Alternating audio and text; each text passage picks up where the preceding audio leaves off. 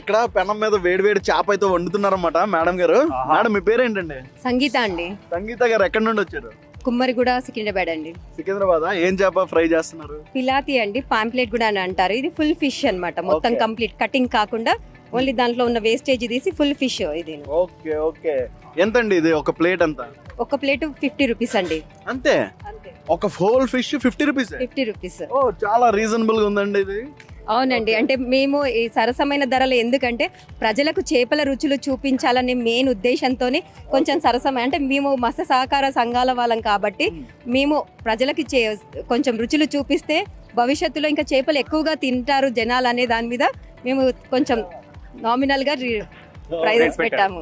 Okay okay. ఇంకేంటి మీ stall లో ఏంటి స్పెషల్? ఇప్పుడు కట్లెట్ అవుతుందండి, ఫిష్ కట్లెట్ బోన్లెస్ అన్నమాట. స్నాక్స్ లాగా పిల్లలు ఎవరైనా తినొచ్చు. ఇది boneless fish biryani. Fish biryani ఇది నార్మల్ గా చికెన్ లాగా తినేసేయచ్చు. ఇది మొత్తం చికెన్ బిర్యానీ లాగా. ఇదే చేపతో చేస్తారు? ఇది పిలాతి. Same fish? లేదు, రవ్ ఫిష్ తో చేస్తాం ఇది. అంటే బోన్ మొత్తం తీసేస్తాం, స్కిన్ అవుట్ కూడా చేసేస్తాము. ఏమి ఉండదు, మీరు చికెన్ ముక్కలాగా తినేయచ్చు ఇది. అవునండి. Okay okay. Yeah definitely. Okay. Boneless fish biryani మామూలుగా పిల్లలు ఎవరైనా ఈజీగా తినేయచ్చు. ఇది ఎంతండి? ఇది బాక్స్ ఎంత? ఇది 250 అండి. 250 రూపీస్. 1 kg ఫిష్ కి 1 kg చేపకి ముళ్ళు స్కిన్ అంతా తీసేస్తే 250 grams మీట్ వస్తుంది. సో అందువల్ల దాని ధర అంతగా ఉంటది అనమాట. మనకి చాలా వేస్టేజ్ అనేది ఎక్కువ ఉంటది అనమాట. అందుకని మనకి అది 250 ఉంటుంది. నార్మల్ గా ఉంటాయి. ఫిష్ బిర్యానీ కూడా నేను టేస్ట్ చేయడం ఇదే ఫస్ట్ టైం. ఇంతకుముందు ఎప్పుడు కూడా ఫిష్ బిర్యానీ తినలేదు నేను. ఇది కూడా చాలా బాగుంది. ఇది మేము చాలా వెరైటీలు చేయాలి అనుకుంటున్నాం అండి. అంటే ఇప్పుడు ఫిష్ అలీం చేసాము, ఫిష్ కట్లెట్ రెడీ అవుతుందండి, కలుపుతున్నాము. అది మామూలుగా స్నాక్స్ లాగా తినేయచ్చు ఈజీగా, మనకి ఆ స్మెల్ కూడా ఫీల్ ఉండదు.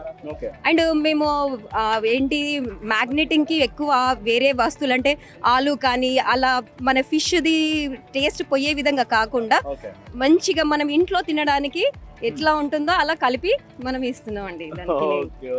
చేపల పులుసు అండి. ఓకే. ఇదే చేపతో చేస్తారు? ఇది ఇది రవ్వ అండి. ఇది కూడా రవ్వే. బాక్స్ లో ఇలా అంటే పార్సల్ కి ఇలా పెట్టాము. ఇది రవ్ ఫిష్ అండి. Okay okay. ఇది ఎంత బాక్స్ ఎంత ఉంటుంది? 120 అండి. 2 పీసెస్ పులుసు. అవునా? White rice. అది ఇందులో ఏమైనా మామిడికాయ లాంటిది ఏమైనా వేస్తారా?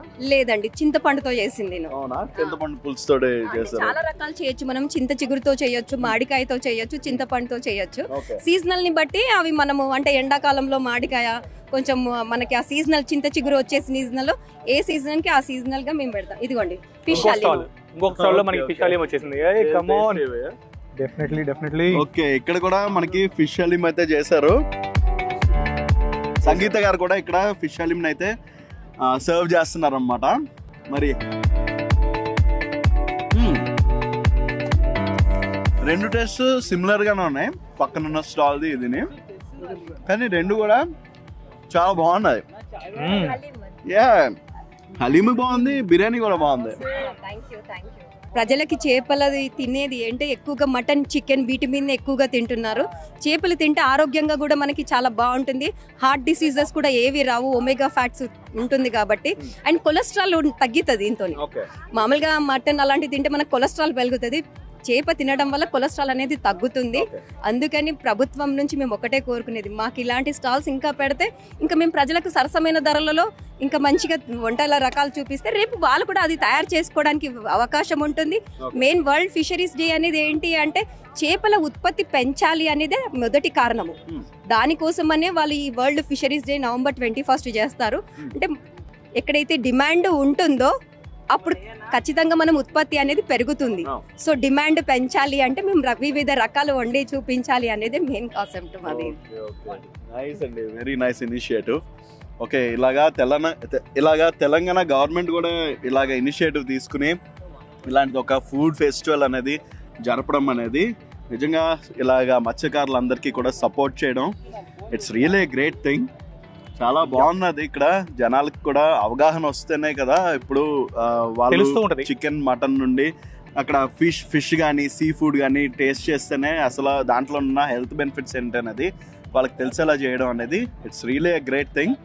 అండ్ టేస్ట్ కూడా మాత్రం చాలా బాగుంది.